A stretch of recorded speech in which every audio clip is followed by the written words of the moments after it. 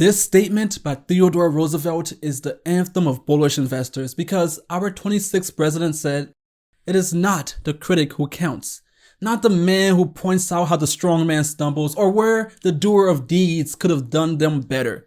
The credit belongs to the man who is actually in the arena, whose face is marred by dust and sweat and blood, who strives valiantly, who errs, who comes short again and again, because there is no effort without error and shortcoming, but who does actually strive to do the deeds, who knows great enthusiasms, the great devotions, who spends himself in a worthy cause, who at the best knows in the end the triumph of high achievement, and who at the worst, if he fails, at least fails while daring greatly, so that his place shall never be with those cold and timid souls who neither know victory nor defeat."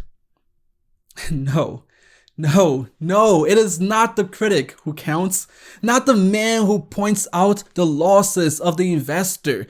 The future belongs to the man who steps off the sidelines and takes the risk, the man who believes in greater tomorrows. No, it is not the bear who counts, not the man who avoids risk.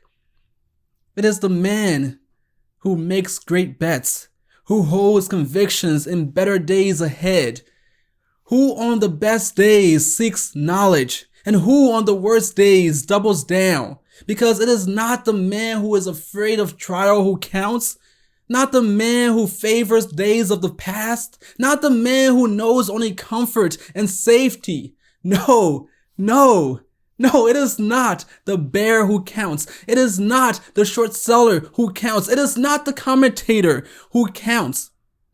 It is you, the bull, who counts. It's always been you who brought us so far, who enables innovation, who ushers in better days. It's you, the man who dares stay in the arena, who counts. Thank you.